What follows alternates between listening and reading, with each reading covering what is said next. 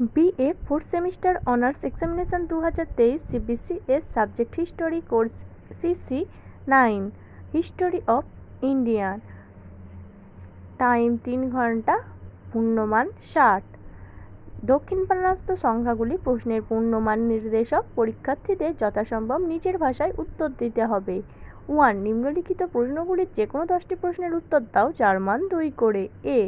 পলাশীর লুণ্ঠন বলতে কী বোঝায়? B. রায়তওয়ারি বন্দোবস্ত কী? C.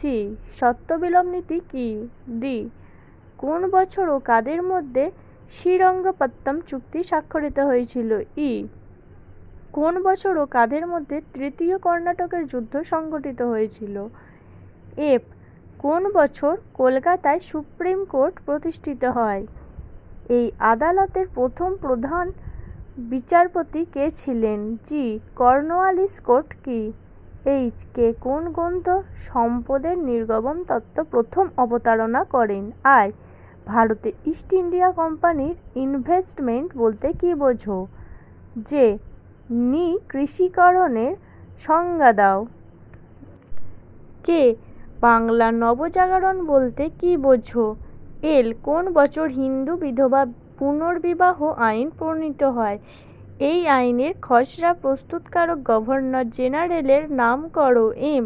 ফরাজি আন্দোলনের দুটি বৈশিষ্ট্য উল্লেখ করো। এন. 1857 খ্রিস্টাব্দের বিদ্রোহে এনফিল্ড রাইফেলের ভূমিকা কী ছিল?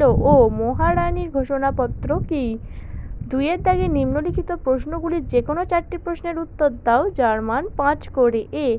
ব্রিটিশ ইস্ট ইন্ডিয়া কোম্পানিকে দেওয়ানি প্রদানের গুরুত্ব নির্ণয় করো। বি. ইংরেজদের সঙ্গে রঞ্জিত সিংহের সম্পর্ক সংক্ষেপে আলোচনা করো। সি. কিভাবে 1813 খ্রিস্টাব্দে সনদ আইন ইংরেজ ইস্ট ইন্ডিয়া কোম্পানির বাণিজ্যিক একাধিপত্যের বিলোপ ঘটিয়েছিল? ডি. বাংলার ভূমি ব্যবস্থার ক্ষেত্রে চিরস্থায়ী বন্দোবস্ত কী কী পরিবর্তন এনেছিল? ই. 19 শতকের সমাজ সংস্কার আন্দোলনে নব্যবঙ্গদের অবদান আলোচনা করো। এফ. তুমি কি মনে করো যে 1857 খ্রিস্টাব্দের বিদ্রোহ ভারতের স্বাধীনতার প্রথম যুদ্ধ ছিল? 3. নিম্নলিখিত প্রশ্নগুলির যে কোনো 2টি প্রশ্নের উত্তর দাও যার মান 10 করে। এ. ব্রিটিশ শাসনের প্রথম 100 বছরে বাংলায় পাশ্চাত্য শিক্ষার বিস্তার সম্বন্ধে আলোচনা করো। বি. আধুনিক ভারতের নির্মাণে রাজা রামমোহন রায়ের ভূমিকার মূল্যায়ন করো।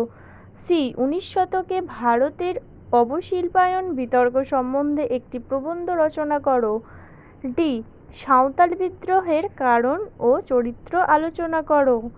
যদি তোমাদের আরও অন্য কোনো সেমিস্টারের কোয়েশ্চেন পেপার দরকার হয় তাহলে আমাদের কমেন্টের মাধ্যমে জানাতে পারো। ধন্যবাদ সবাইকে। Junior education.